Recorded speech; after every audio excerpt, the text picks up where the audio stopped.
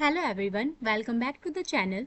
आज हम ethics and culture के unit 2 the role of intelligence, reason and emotions को समझेंगे। ये यूनिट हमें बताती है कि हमारी इंटेलिजेंस, रीजनिंग एबिलिटी और इमोशंस हमारे डिसीजन को कैसे इन्फ्लुएंस करते हैं। हर दिन हम कई डिसीजंस लेते हैं, कभी कॉलेज में, कभी घर पर, कभी फ्रेंड्स के साथ और फ्यूचर में वर्क प्लेस पर भी। अगर हम सही डिसीजन लेना चाहते हैं तो हमें इंटेलिजेंस, रीजन और इमोशंस का बैलेंस बनाना होगा।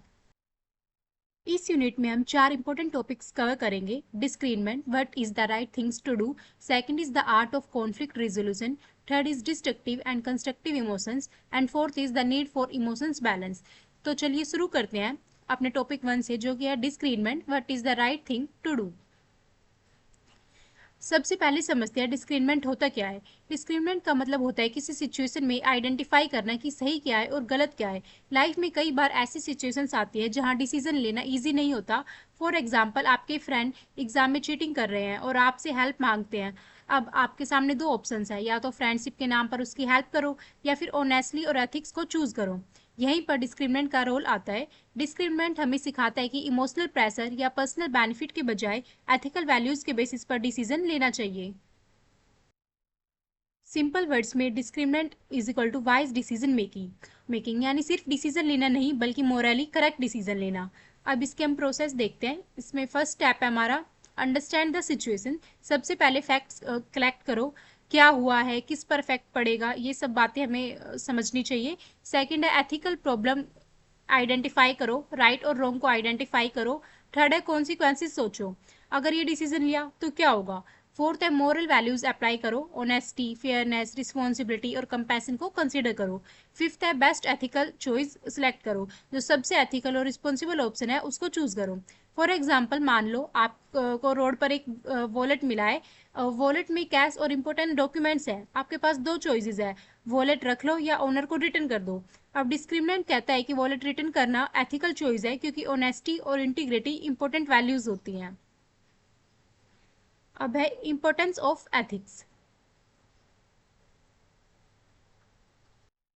इंपॉर्टेंस ऑफ डिस्क्रिमिनेंट हमें एथिकल डिसीजंस लेना सिखाती है, हमारा करेक्टर बिल्ड करती है, ट्रस्ट क्रिएट करता है, हमें रिस्पॉन्सिबल सिटीजन बनाता है। एथिकल लाइफ की फाउंडेशन ही डिस्क्रिमिनेंट है। अब नेक्स्ट टॉपिक है हमारा the art of conflict resolution. Conflict क्या होता है? कॉन्फ्लिक्ट का मतलब होता है डिसएग्रीमेंट या क्लैश। जब दो या दो से ज्यादा लोगों के ओपिनियंस, इंटरेस्ट या गोल अलग अलग होते हैं तो कॉन्फ्लिक्ट्स क्रिएट हो जाते हैं। कॉन्फ्लिक्ट जो है वो हर जगह होते हैं, फैमिली में, फ्रेंड्स के बीच, कॉलेज ग्रुप्स में, वर्क प्लेस पर, इवन कंट्रीज के बीच भी कॉन्फ्लिक्ट्स होते हैं। कॉन्फ्लिक्ट्स होना नॉर्मल है। प्रॉब्लम कॉन्फ्लिक्ट नहीं है, प्रॉब्लम है उसको हैंडल करने का तरीका। अब कॉन्फ्लिक्ट्स के रीजंस क्या क्या हो सकते हैं?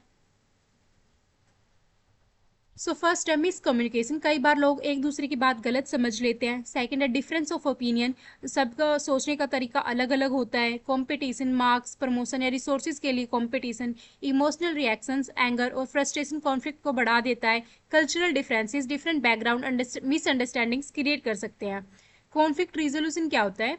कॉन्फ्लिक्ट रिजोल्यूशन का मतलब है डिसएग्रीमेंट को पीसफुली और फेयरली सॉल्व करना। गोल ये नहीं है कि कौन जीता कौन हारा, गोल है कि ऐसा सॉल्यूशन ढूंढना जिससे सबको बेनिफिट हो। अब कॉन्फ्लिक्ट रिजोल्व करने के कुछ मेथड्स है। फर्स्ट है कम्युनिकेशन। सबसे इफेक्टिव मेथड होता है कम्युनिकेशन। जब लोग कामली बात करते हैं तो मिसअंडरस्टैंडिंग्स जो है वो क्लियर हो जाती है। फॉर एग्जांपल, दो फ्रेंड्स के बीच मिसअंडरस्टैंडिंग हुई, अब वो बैठकर बात करे, उस इशू को सोल्व करे, तो जो उनकी मिसअंडरस्टैंडिंग है वो क्लियर हो जाएगी। सेकंड है नेगोशिएशन। दोनों साइड्स कॉम्प्रोमाइज करती है। फॉर एग्जाम्पल, दोनों ग्रुप के मेंबर वर्कलोड डिवाइड कर लेते हैं, दो ग्रुप के मेंबर्स वर्कलोड को डिवाइड कर लेते हैं, तो ये होगी नेगोशिएशन। थर्ड है मीडिएशन। एक न्यूट्रल पर्सन हेल्प करता है। फॉर एग्जाम्पल, टीचर स्टूडेंट्स की कॉन्फ्लिक्ट को सोल्व करता है।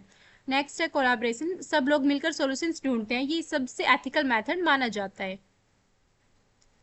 अब importance of conflict resolution, peace maintain करना।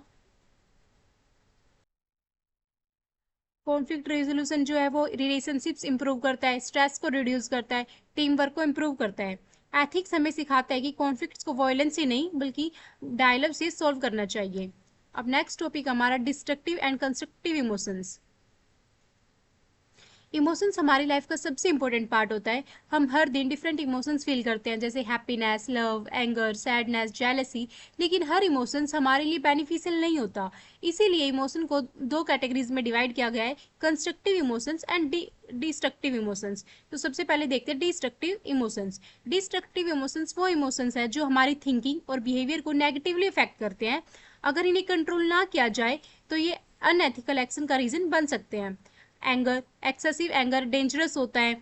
गुस्से में लोग ऐसे डिसीजंस ले लेते हैं जिससे उन्हें बाद में रिग्रेट करना पड़ता है। फॉर एग्जाम्पल, गुस्से में किसी को इंसल्ट कर देना, फिर बाद में हमें पछतावा होता है कि नहीं यार, मेरे को तो नहीं कहना चाहिए था। Second is jealousy. जब हम किसी और की सक्सेस देखकर अपसेट होते हैं, फॉर एग्जाम्पल क्लासमेट के हायर मार्क्स देखकर जेलस होना। जेलेसी रिलेशनशिप और सेल्फ कॉन्फिडेंस दोनों को डैमेज करती है। हेटर्ड, हेटर्ड यानी किसी के लिए इंटेंस डिसलाइक, ये डिस्क्रिमिनेशन और वायलेंस को इंक्रीज कर सकती है।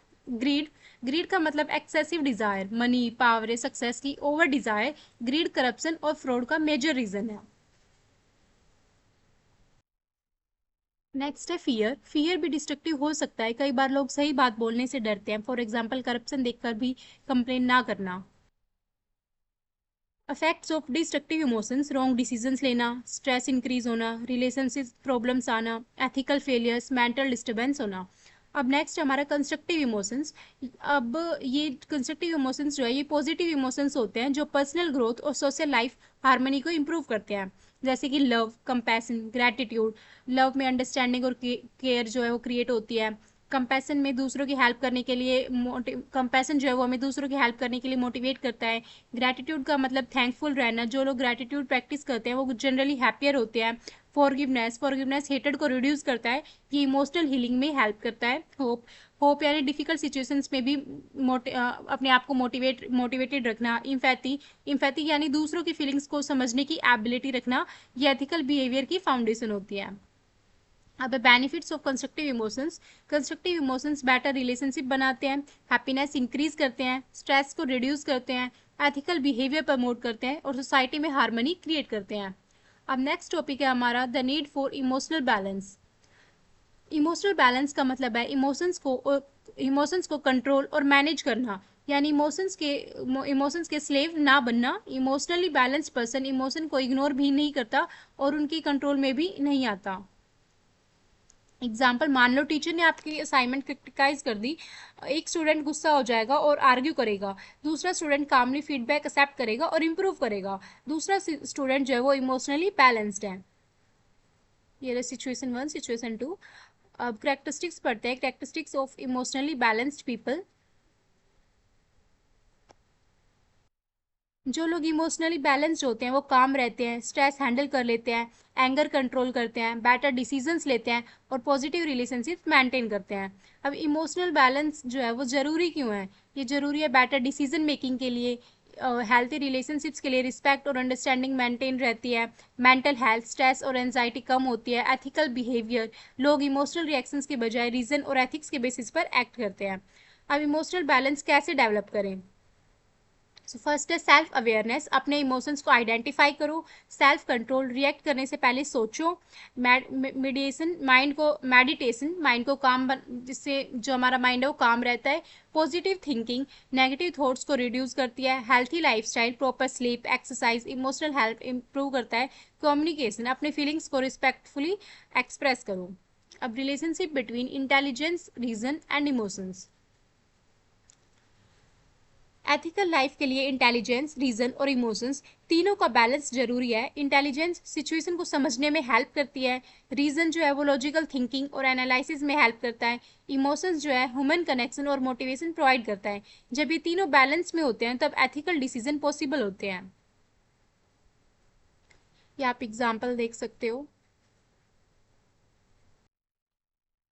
तो इस वीडियो में हमने एथिक्स एंड कल्चर की कंप्लीट यूनिट 2 डिस्कस किया है। और इसकी आपको ज़्यादा दिमाग लगाने की जरूरत नहीं, आपको बस मेन पॉइंट याद रखने हैं। आप अंदर का कंटेंट जो है वो खुद बना के लिख सकते हो और मार्क्स मिल ही जाते हैं। So thank you everyone.